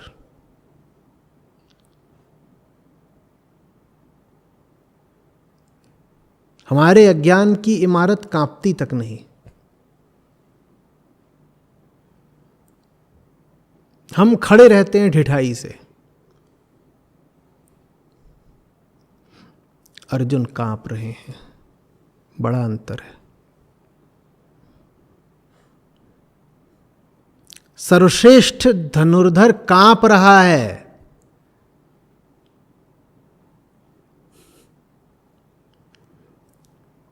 और कांप बस शरीर से नहीं रहा, मन कंपित है। और बस मन ही नहीं कंपित है, मन का केंद्र कंपित है। हमारा केंद्र कभी कांपता नहीं। हमें पूरी आश्वस्ति की है कि हम जैसे हैं हम ही ठीक हैं, अपने हिसाब से चलेंगे। अर्जुन का सब हिसाब किताब अभी गड़बड़ा गया है। हमारा हिसाब किताब अडिग रहता है, मैं ठीक हूँ, मैं अपने हिसाब से चलूँगा। हमारे जीवन में वो एक खास पल आता ही नहीं जब लगे कि पांव तले ज़मीन खिसक गई, आधारहीन हो गए। हमारा आधार अहंकार ही होता है ना। हमारे जीवन में वो पल ही नहीं आने आता कि जब हम आधारहीन हो जाएं, ऐसा लगे जैसे दम घुट रहा हो, जीवन छिन रहा हो। वो घड़ी हम आने ही नहीं देते। कुछ हो जाए हमें कोई अंतर नहीं पड़ता।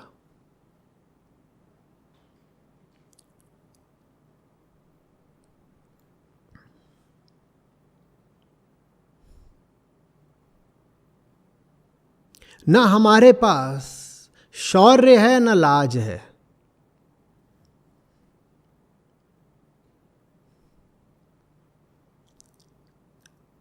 हमारे पास न प्रेम है न दुख है।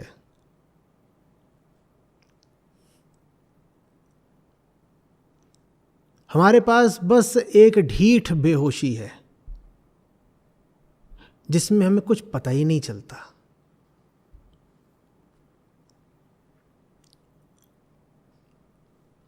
उस बेहोशी को ही हम बनाए रहते हैं क्योंकि उस बेहोशी में ही हमारे लिए सुख है। बेहोशी उतरेगी, बड़ा गहरा दुख लगेगा। उस दुख की अपेक्षा में बेहोशी बेहतर है, बेहोशी में सुख है।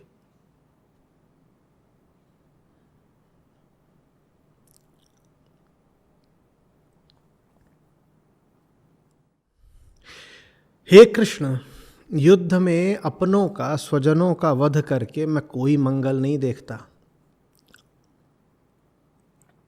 मैं युद्ध में जय लाभ की, जीत की आकांक्षा नहीं रखता, न राज्य या सुख भोग की ही कामना करता हूँ।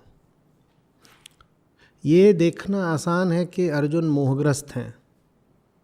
उससे पहले ये देखिए कि अर्जुन को सत्ता का और विजय का कोई मोह या लोभ नहीं।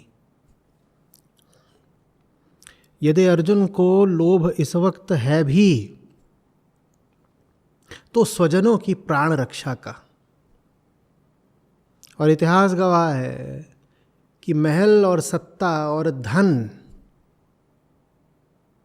में ऐसा नशा होता है कि लोगों ने स्वजनों की हत्या करने में भी संकोच नहीं करा है। सिंहासन के लिए भाई ने भाई को और बेटे ने बाप को मारा है।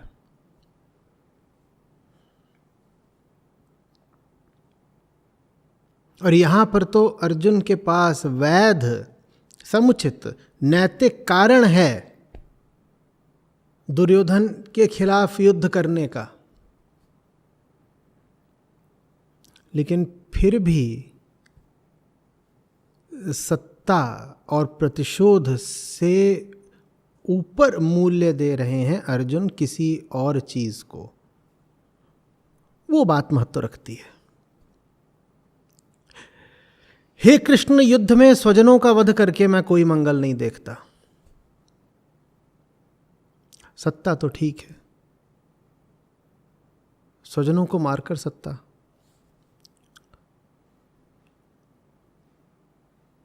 सत्ता के प्रति एक निर्मोह है, वो भी देखिए। स्वजनों के प्राणों के प्रति मोह है, ये तो दिख रहा है, पर सत्ता के प्रति एक अनासक्ति भी है, एक निर्मोहता भी है, वो भी देखिए।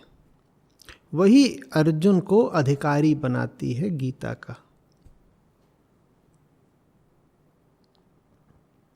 देखिए, गीताएं संयोग नहीं होती, कोई गीता कभी संयोग नहीं होती।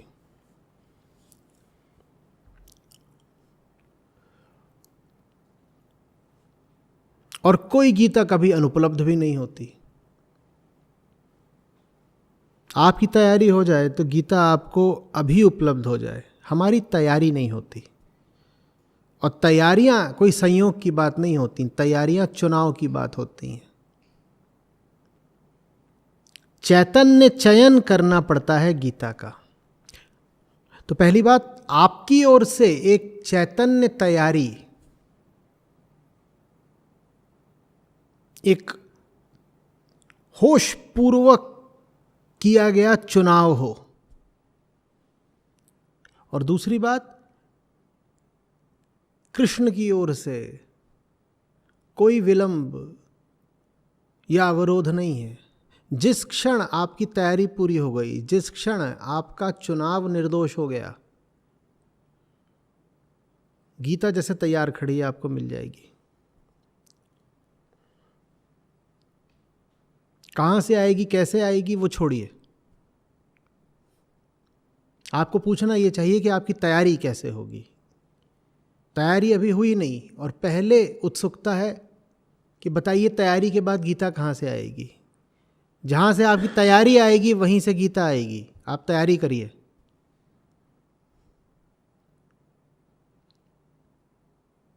और तैयारी आपकी नहीं है तो आप जीवन भर पाठ करते रहिए गीता का, आपको कुछ नहीं मिलेगा। अधिकांश लोगों को कुछ नहीं मिलता। एक से एक गीता शास्त्री बैठे हैं, जीवन उनका धूल धूसरित ही रहता है, कोई चमक नहीं, कोई निर्मलता नहीं।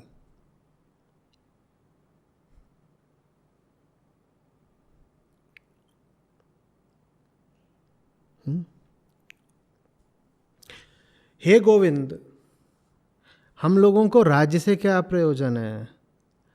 हमें विषय भोगों से या जीवन से भी क्या लेना है? ये योद्धा के नहीं, ये एक सन्यासी के वचन प्रतीत हो रहे हैं।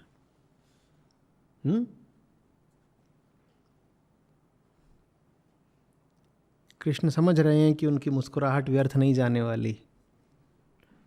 कृष्ण को दिख रहा है कि पल न सिर्फ संभावित है बल्कि अति निकट है अब। हे गोविंद, हम लोगों को राज्य से क्या प्रयोजन है? ये गोविंद, मैं आपके जैसा हूं, मैं उनके जैसा नहीं हूं। मैं राज्य लेके क्या करूंगा? मेरे लिए आप काफी हैं। हमें जीवन से भी क्या लेना है? एक योद्धा कई बार ये कहता मिलेगा कि क्या लेना देना है जीवन से, पर वो ऐसा कहता है जब उसे शत्रुओं के तीर झेलने होते। वो कहता है कि जो मुझे चाहिए उसके लिए मैं मर भी जाऊं तो मरना स्वीकार है, पर जिस चीज़ पर मेरी दृष्टि है, जिस वस्तु का मुझे लोभ है, जहां मैंने लक्ष्य बनाया है, वो तो मुझे चाहिए, भले ही उसके लिए जीवन गंवा दूं। अर्जुन की हालत बिल्कुल उल्टी है। अर्जुन कह रहे हैं उनको नहीं मारूंगा, वो भले ही मुझे मार दें तो भी स्वीकार है। जीवन बचाने के लिए भी किसी का जीवन नहीं लूंगा। अपना जीवन बचाने के लिए भी किसी का जीवन नहीं लूंगा, भले ही वो दुर्योधन क्यों ना हो, भले ही वो कितना भी दुष्ट क्यों ना हो, दंड नहीं दूंगा।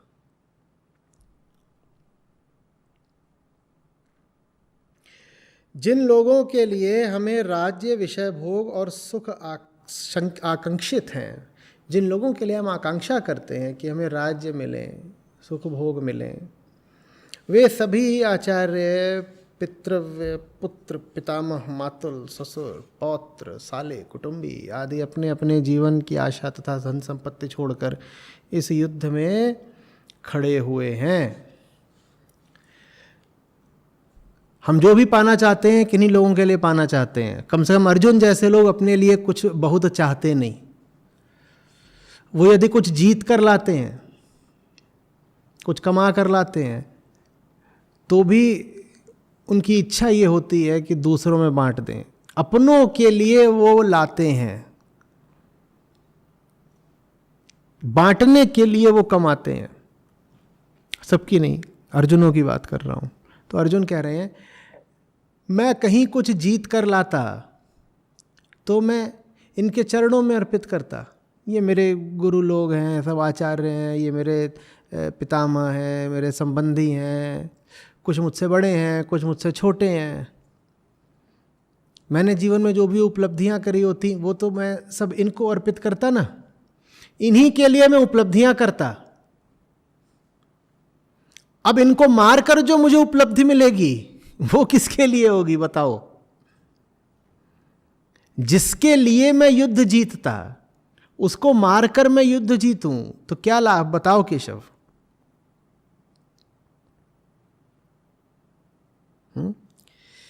हे गोविंद, हम लोगों को राज्य से क्या प्रयोजन है? हमें विषय भोगों से या जीवन से भी क्या लेना है? जिन लोगों के लिए हमें राज्य, विषय भोग और सुख आकांक्षित हैं वे सभी आचार्य, पितृव्य, पुत्र, पितामह, मातुल, ससुर, पौत्र, साले, कुटुंबी सब अपने अपने जीवन की आशा, धन संपत्ति छोड़कर इस युद्ध में खड़े हुए हैं। मधुसूदन, मुझे मारने पर भी अथवा स्वर्ग, मर्त्य और पाताल, इन 3 लोगों का राज्य पाने के लिए भी मैं इन लोगों की हत्या नहीं करना चाहता। ये मुझे मार भी दें, चाहे इनको मारने से मुझे स्वर्ग लोग, मृत्यु लोग, पाताल लोग सब मिलता हो, मैं तब भी इनकी हत्या नहीं करना चाहता। फिर पृथ्वी के एक छोटे से भूखंड को पाने के लिए मैं इनको मारूं, ये क्यों करूं मैं? मुझे 3 लोक मिलते हो मैं तो भी नहीं मारूं इन्हें, एक राज्य के लिए इनको काहे को मार दूं? मुझे मार भी रहे हो ये, मैं तो भी इनको नहीं मारना चाहता।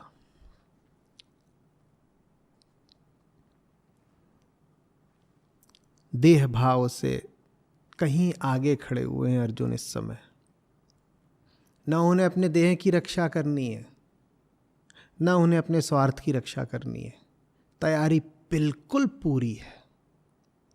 बार बार कह रहे हैं वो मुझे मार भी दें तो भी मुझे उन्हें मारना नहीं है। ये देहाभिमानी नहीं कह सकता। जो देह से अपनी आसक्त हो ये ऐसा नहीं कह सकता।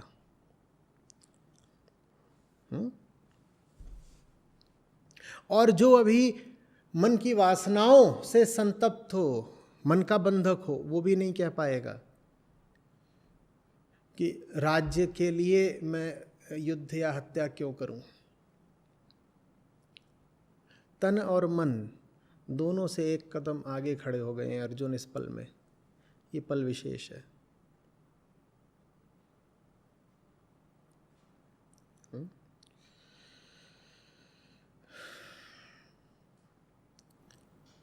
हे जनार्दन, धृतराष्ट्र के पुत्रों का वध करके हम लोगों को क्या सुख मिलेगा? इन आतताइयों की हत्या करके हमें पापी ही बनना पड़ेगा। एक तरफ तो कह रहे हैं कि वो आतताई हैं सब, दूसरी ओर कह रहे हैं कि इनको मार के क्या सुख मिलेगा, हम ही पापी हो जाएंगे।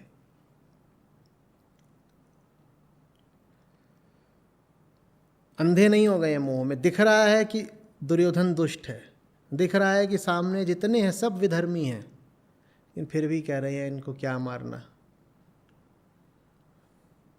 कौन सा सुख रखा है इनको मारने में? नहीं कह रहा हूं कि ये श्रेष्ठ हैं इसलिए इनको मत मारो। मैं तो ये कह रहा हूं कि मेरा कोई स्वार्थ नहीं बचा इनको मारने में। अब ये बड़ा विशेष बिंदु है। निस्वार्थ हो गया हूं मैं पहले तीर चलाता था स्वार्थ के लिए। हर योद्धा ने आज तक तीर चलाया है स्वार्थ के लिए। मेरे पास स्वार्थ तो अब नहीं बचा, तो स्वार्थवश इनको नहीं मार सकता मैं। कृष्ण कह रहे हैं अब मैं तुम्हें स्वार्थ और निस्वार्थ से ऊपर एक और कारण देने वाला हूं अर्जुन, तीर चलाने का। बस कुछ पल अब प्रतीक्षा करो। एक तीर चलता है स्वार्थ से। वो तीर नहीं चलता जब तुम निस्वार्थ हो जाते हो। तुम कहते हो स्वार्थ में मैं लड़ता था, भिड़ता था, हत्याएं करता था, स्वार्थ का काम था। मैं निस्वार्थ हो गया, मैं तीर कैसे चलाऊं? निस्वार्थ हो जाते हो, तीर रुक जाता है, गति रुक जाती है। कृष्ण कह रहे हैं ना,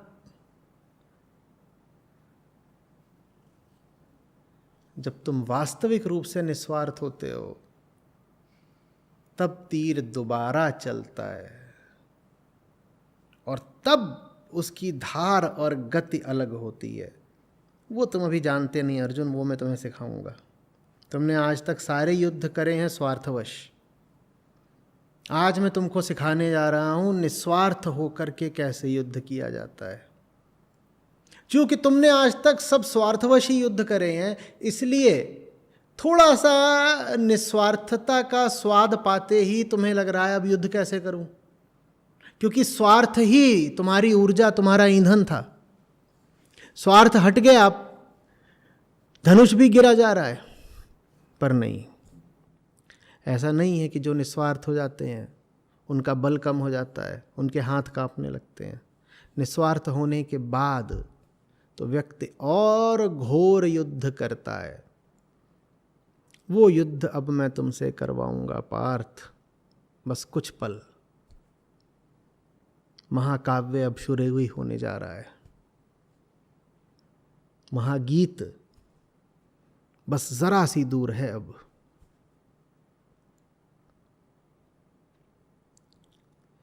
समझ में आ रही है बात? दुनिया के लोग इसी में पगलाए रहते हैं। कहते हैं अगर स्वार्थ मिट गया तो कोई कुछ करेगा क्यों? जब स्वार्थ मिट जाता है तब तुम कौरव जयी अर्जुन हो जाते हो।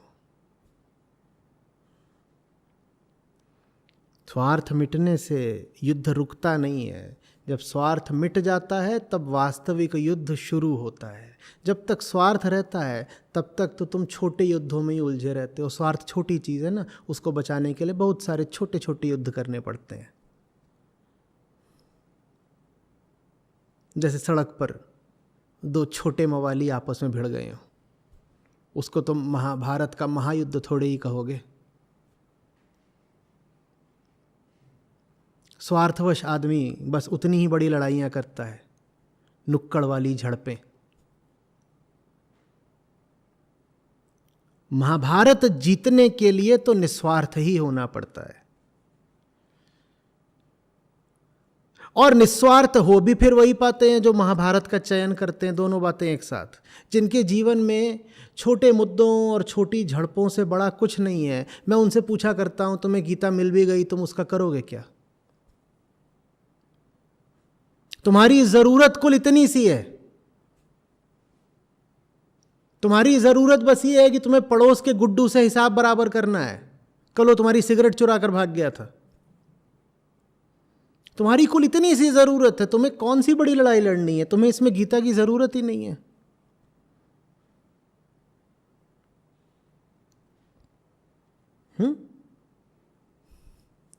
मच्छर मारने के लिए क्रूज मिसाइल थोड़ी ही चाहिए होती है।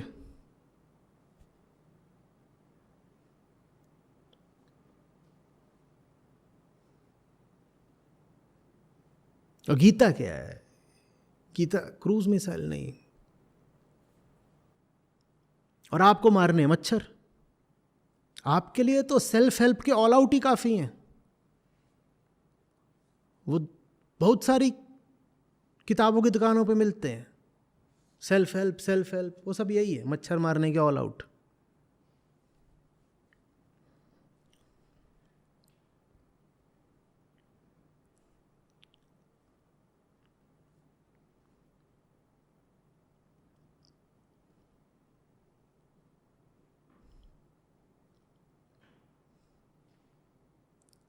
समझ में आ रही बात? अपने जीवन को देखो। अभी बीते हुए दिन को ही देख लो। तुमने कौन सी बड़ी चुनौती उठाई? गीता तुमको क्यों मिले भाई? आज का ये जो दिन बीत रहा है, मुझे बताओ इस दिन में तुम्हारे सामने बड़े से बड़ा मुद्दा क्या था? तुम रसोई में गए, तुम्हारी दाल कोई और खा गया, आज दाल नहीं मिली है इससे बड़ा कुछ? किसी को बेवकूफ़ बनाना चाहते थे, उसने पकड़ लिया। आज की बड़ी खबर बस यही है, बेवकूफ़ बना रहे थे, धरे गए। तुम्हारी इस जिंदगी में गीता आकर करेगी क्या?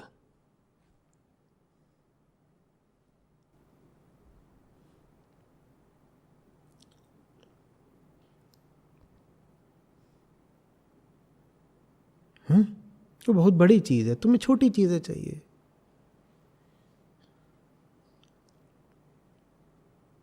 तुम बाजार जाओ, जमाल गोटा लेकर आओ,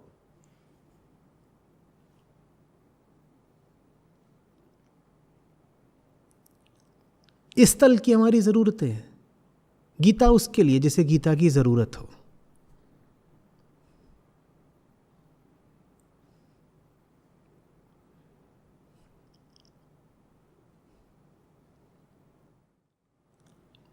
इसलिए हमें धृतराष्ट्र के पुत्रों की हत्या नहीं करनी चाहिए, क्योंकि हे माधव, अपने ही संबंधियों की हत्या करके हम सुखी कैसे रहेंगे?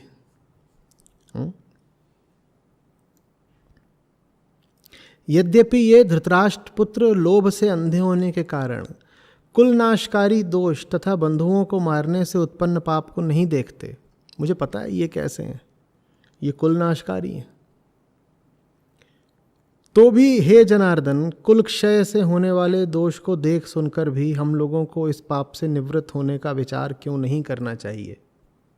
वो जैसे हैं तो हैं, हम उनके जैसे क्यों बन जाएं?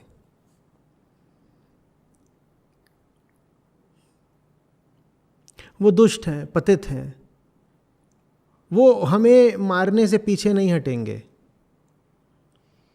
हम भी उन्हें मार दें यदि, तो हम में उनमें अंतर क्या? उदात्त विचार। कृष्ण कह रहे हैं ठीक है, शुरुआत ठीक है, अंत मैं करूंगा। इसी शुरुआत की तलाश थी मुझे, क्योंकि एक चीज है जिसका अंत करना बहुत आवश्यक है, पर उसका अंत मैं स्वयं नहीं कर सकता। मैं भी जैसे पराश्रित हूं, मुझे भी कोई चाहिए होता है जो मुझे एक शुरुआत दे दे। तुम मुझे वो शुरुआत बस दे दो, आगे का काम मेरा है। वो शुरुआत है तो शुरुआत भर ही, पर मिलती नहीं, बड़ी बिरली चीज है। करोड़ों में कोई एक वो शुरुआत दे पाता है। अंत आसान है, वो तो कृष्ण कर देते हैं। आरंभ कठिन है, क्योंकि वो अर्जुन को करना है।